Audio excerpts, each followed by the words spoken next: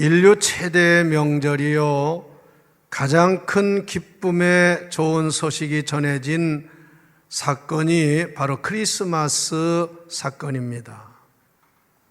제가 지난번에 네팔을 다녀왔는데, 네팔은 힌두교 나라예요. 힌두교가 전판입니다.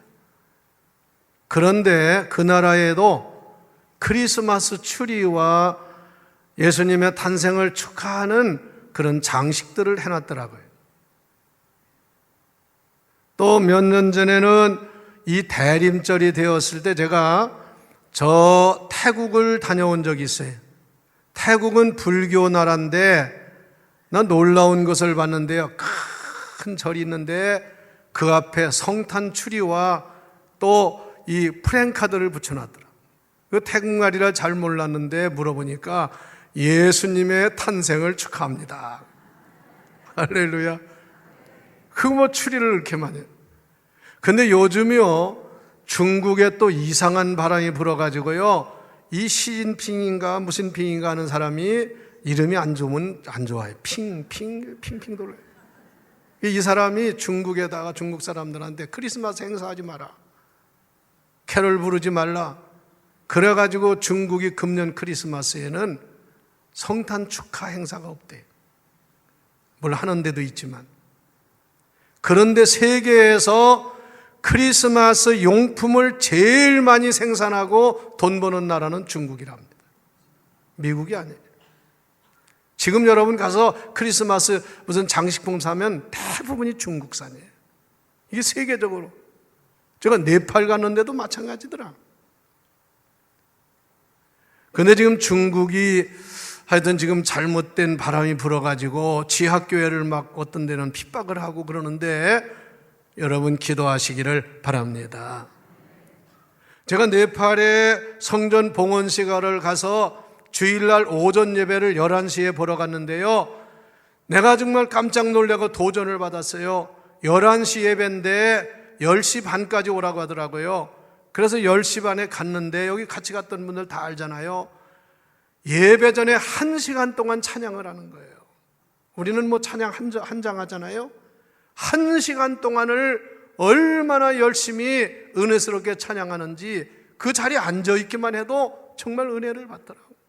그 교회 생긴 지가 6년밖에 안 됐어요. 성도 여러분, 성탄절을 맞이해서 여러분의 신앙이 새로워지기를 바랍니다. 굳은 신앙 돼가지고 그냥 감각도 없고 느낌도 없고 그냥 우두커니 앉았다가 뚜뚜하게 앉았다가 가는 사람 되지 말고, 좀 믿은 만큼 믿었으면 좀 이 성탄절이 되면 우리 신앙도 새로워져야 돼요. 그래서 예배를 자그마치 특송을 또 다해서 2시간 반을 드리는 거예요. 2시간 반.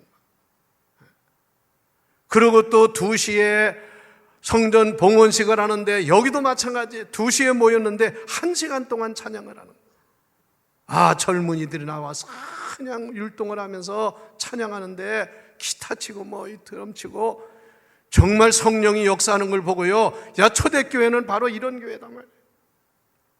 우리는 너무나 신앙이 굳었어요.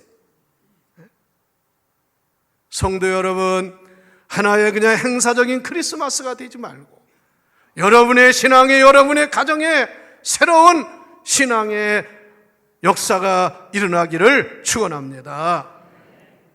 여기 이렇게 아름답게 장식을 하고 다 이렇게 해서 우리가 보면서 크리스마스의 분위기를 느끼지만 여러분의 심령이 주님의 오신 성탄절의 은혜로 충만하게 새로워지기를 축원합니다. 나태하고 게을렀던 심령은 변화가 돼야 되고, 바라기는 여러분의 신앙이 성탄절을 기해서 근본적으로 새로워지고 새롭게 출발하는 기회가 되면 그때부터 여러분에게 은혜와 축복이 임할 줄을 믿으시기를 바랍니다. 요즘 옛날처럼 카드 보내는 거 별로 없잖아요. 그러나 진정한 크리스마스의 의미를 깊이 이해하고 크리스마스에 여러분 자신에게, 여러분 가정에, 우리 교회에 하나님의 거룩한 기쁜 소식이, 뜻이 이루어지는 그런 축제요 기회가 되어야 합니다. 오늘 마태복음 1장 18절에서 23절에 보면 예수님이 이 땅에 왜 오셨느냐? 크리스마스의 진정한 의미가 뭐냐? 두 가지로 말씀을 하고 있습니다. 다 같이 성경 말씀을 보시길 바랍니다. 21절을 다 같이 읽어봅시다. 21절 시작. 아들을 낳으리니 그 이름을 예수라 하라. 이는 그가 자기 백성을 그들의 죄에서 구원할 자이심이라 하니라. 할렐루야. 여기 보면 아들을 낳으리니 그 바로 예수 그리스도의 탄생을 합니다. 그 이름을 뭐라고 하라고 했어요? 예수라 하라. 예수. 여러분, 예수라는 말만 들어도, 내 입으로 예수라는 고백만 해도 여러분의 심령이 새로워지기를 바랍니다. 사랑하는 사람이 이름을 들으면 좋잖아요.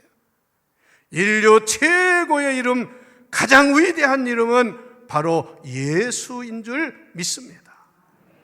그래서 그 아들을 낳으리니 그 이름을 예수라 하라. 이는 자기 백성을 죄악에서 구원하려 하심이니라.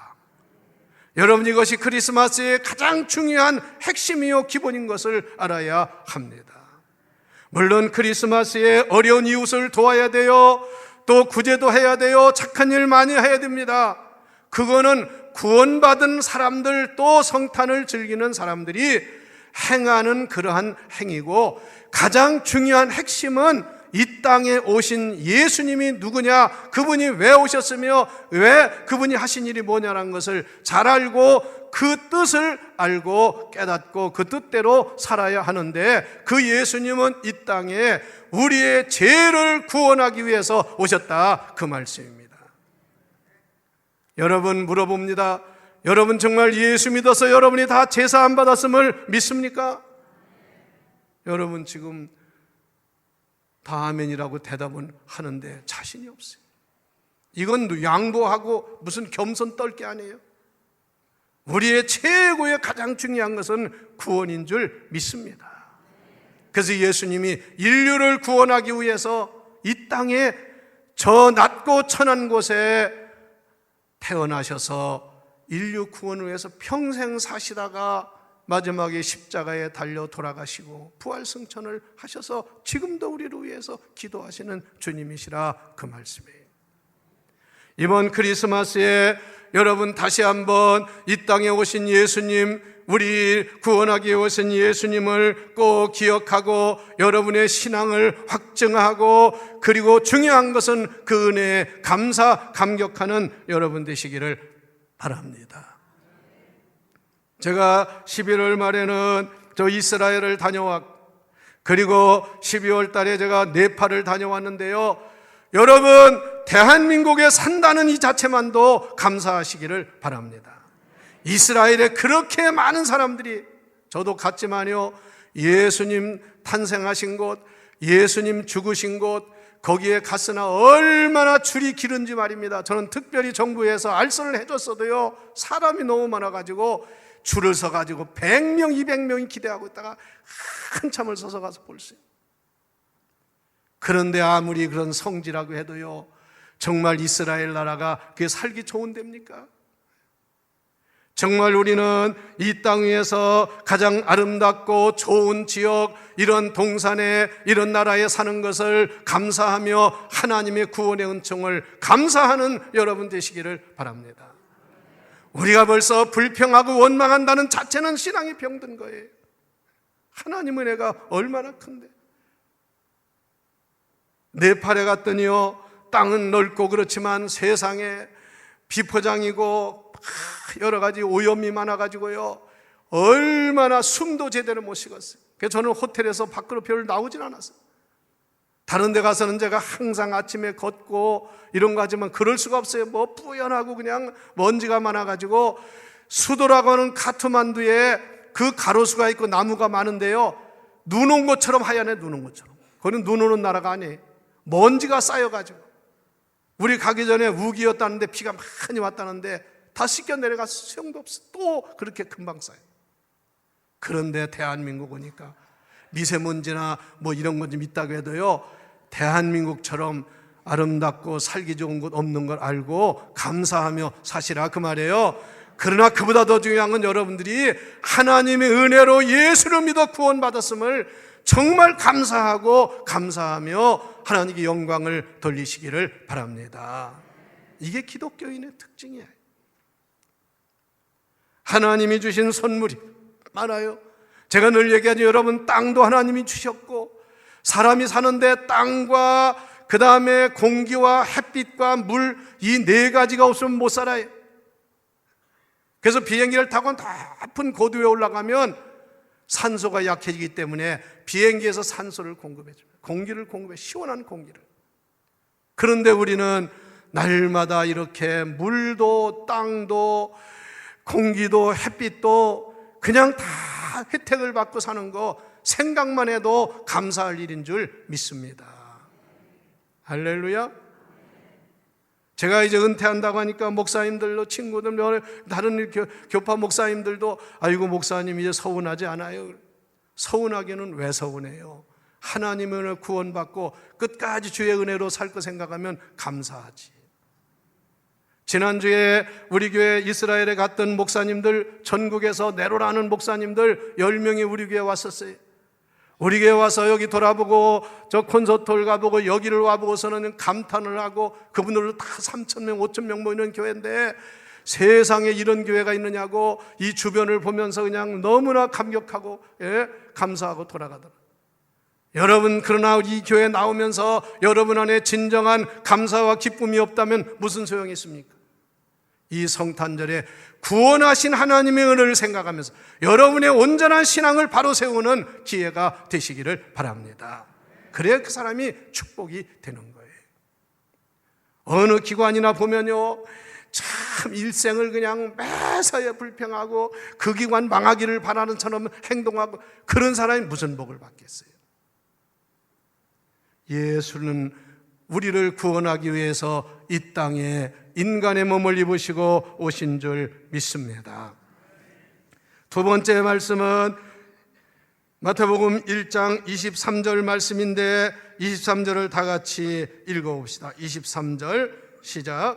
보라, 처녀가 잉태하여 아들을 낳을 것이요 그의 이름은 뭐예요? 임마누엘이라 하리라 하셨으니, 이를 번역한즉 하나님이 우리와 함께 계시다 함이라. 보라, 처녀가 잉태하여 아들을 낳을 것이요 그의 이름을 임마누엘이라 하리라.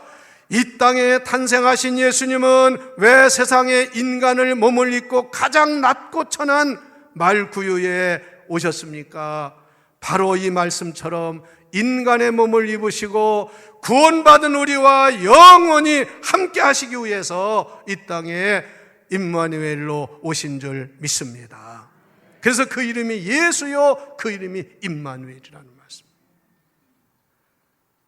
여러분, 금년 성탄절에 여러분 모두가 임마누엘의 신앙을 회복하시기를 축복합니다. 임마누엘의 신앙이 뭡니까? 언제나 어디서나 무슨 일이 있어도 하나님이 나와 함께 하신다는 믿음이 임마누엘의 신앙입니다. 여러분, 지금 여러분이 여기 있든지 집에 가든지 운전하고 가든지 사회 속에서 어디 가서 뭘 하든지 여행을 하든지 임마누엘의 주님이 함께 하심을 믿으십니까? 이게 우리의 신앙이라 그 말씀이에요.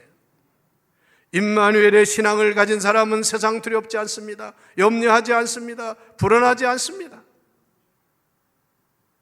제가 네팔에 갔을 때 꼭 20년 동안 네팔 선교사로 수고하신 김안식 장마리 선교사님 만나서 나는 여기서 1년도 못 살겠는데 어떻게 20년을 살았습니까?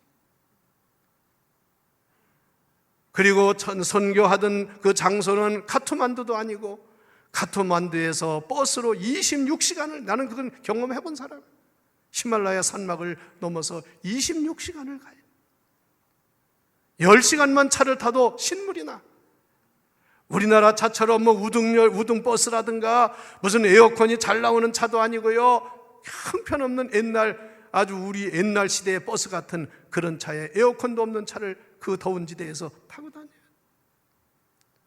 그런데 그의 대답은 그래도 지금 여기서 더 일하고 싶습니다. 정부에서 허락을 안 해서 이제 나가야 되는데, 예? 그 믿음이 뭐겠어요? 환경이 좋습니까? 대우가 좋습니까? 아닙니다. 주님이 함께 하시니 그런 일을 할 수 있는 줄 믿으시기를 바랍니다. 그래서 우리가 노래할 때 아무리 좋은 곳도 예수님 함께 하시냐 하지만 그건 지옥이고, 아무리 어려운 것도 주님 함께 하시면 그것이 천국이 되는 줄 믿습니다. 아무리 좋은 집 얻었다고 샀다고 거기서 파티를 하고 야단을 하고 해도 주님 안 모신 집이 그게 무슨 천국이에요? 비록 형편없고 어려워도 주님과 함께하는 임마누엘의 신앙을 가진 사람은 그것이 바로 천국과 같이 되는 줄 믿습니다. 여러분, 그러므로 이번 성탄절에 다시 한번 여러분 신앙의 임마누엘의 신앙을 회복하여 임마누엘의 믿음을 가지고 이 세상을 승리하는 저나 여러분 되기를 축복합니다. 임마누엘의 뜻은 우리 주님이 친히 사람의 몸을 입으시고 찾아오셨다 이거예요. 우리 기독교는 다른 종교와 달라 하나님이 우리를 찾아오신 것입니다. 불교나 힌두교는 자기가 열심히 선을 행하고 좋은 일을 하기 위해서는 찾아간다고 노력을 하는데, 우리 기독교는 그게 아니에요. 하나님의 아들 하나님이신 예수님이 우리에게 직접 찾아오셔서 우리와 함께 임마누엘이 되신 줄 믿습니다. 저는 이것만 생각해도 얼마나 감사해요. 주님이 나와 함께 하신다. 밤이든 낮이든 새벽이든 염려할 게 뭐가 있습니까? 마치 어린애기가 엄마가 함께하면 두려울 게 뭐가 있어요? 그리고 임마누엘의 신앙이라는 것은 주님이 우리와 같이 되셨다가, 그래서 에베소서에 말씀하기를 오히려 자기를 비워 그냥 사람이 된 게 아니라 종의 형체를 입으셨다. 종의 자리까지 내려가셨다, 그 말입니다. 그리고 가장 중요한 것은 우리의 모든 삶의 끝까지 함께 하시는 그 주님이 임마누엘의 주님인 줄 믿습니다. 그래서 다윗은 그렇게 어려운 시련과 가정의 환난과 나라에서 어려움을 당하는 큰 어려움 속에도 무슨 시를 썼습니까? 시편 23편에 여호와는 나의 목자시니 내게 부족함이 없으리로다. 그가 나를 푸른 저장에 누이시며 쉴만한 물가로 인도하시는도다. 얼마나 멋있는 신앙이야. 여러분, 제발 다시 한번 임마누엘의 신앙으로 승리하시기를 주의 이름으로 축원합니다. 사람이요, 살다 보면 오늘도 어떤 분 병 나가지고 참 걱정하면서 와서 기도받는 분도 있고, 잘 되는 분도 있고, 사업이 안 되는 분도 있고, 여러분, 이런 모든 것을 임마누엘의 진정한 신앙을 가지고 승리하시기를 바랍니다. 반드시 주님이 함께하면 모든 일이 합력하여 선을 이루고 형통할 줄 믿으세요. 제가 목회하면서 많은 경험이 있습니다만 지금도 내 기억에 생생하게 남아있고, 그 권사님을 내가 늘 마음에 그리고 하는 그런 분이 있어요. 제가 수년 전에 저 선화동에 있을 때 주일날 예배를 마치고 3부 예배를 마치고 저 현관에서 인사를 하는데, 우리 장로님 한 분이 얼굴이 수척해가지고 와서 인사하면서, 그분이 말을 활발하게 안 하는 분인데 우물우물 하더니, 그래 인사 다 끝난다. 목사님 어떻게 하면 좋아요? 왜 그러세요? 그랬더니 어머니가요, 효자야 효자. 어머니가 암말기랍니다. 그래서 걱정을 하는 거예요. 뭘 그 걱정하시냐고, 권사님 믿음이 좋고 살 만큼 사셨는데. 그래서 암말기라는 것이 됐는데 어머니한테 얘기를 못하고 자식들만 끙끙 앓고 있다는 거예요. 그래서 내가 장로님 제가 오후 예배 끝나고 오후에 신방 갈 테니까 좀 기다리세요. 그래서 제가 저기 신방을 갔어요. 갔더니 그날 권사님이 아프셔서 못 나오시고 방에 누워 계시다가 담임 목사가 왔다니까 이부자리를 요에서 일어나서 앉으시더라고. 권사님 왜 여기 누워 계세요? 그랬더니 모르겠어요. 속이 아프고 좀 힘이 들어서 그래요. 근데 예배를 보고서 권사님에게 제가 단도직입적으로 말했어요. 권사님 무슨 병인지 아셔요? 그랬더니 몰라요. 소화가 안 돼요. 권사님 암말기야, 암말기. 그러면 그냥 큰 걱정할 줄 알았더니 뭐라고 하시냐면 할렐루야! 할렐루야 그래. 어이 형 이상해졌네. 그런데 목사님 때가 됐네요. 나 하늘나라 가는 게 소원입니다. 할 일 많이 다 하고 이제는 자녀도 다 됐고 그 천국 가는 건 난 소망이니까 아무 염려. 진짜예요? 그럼 제가 거짓말하겠어요? 그러고 담대하더라. 이게 임마누엘의 신앙인 줄 믿습니다. 무슨 병을 따면 금방 죽는 줄 알고 부들부들 떨고 큰일은 무슨 큰일. 나는 늘 얘기하지만 큰일 나면 기적이 일어나는 법이에요. 그래서 기도를 해드리고 그랬더니 권사님이 저한테 목사님 내가 목사님 부탁한 거 있죠? 뭔데요? 아니 그때 부탁한 거 있잖아요. 그게 내가 기억을 하지. 뭐냐면 저녁 예배 시간에 주일 저녁 예배 시간에 여기 앞에 이 찬양을 인도하는 노래 인도하는 젊은이들이 있는데 그때 그 중에 하나가 이 눈 안 보이는 그런 사람이 그저 찬양을 인도했어요. 바로 앞에 앉으시니까.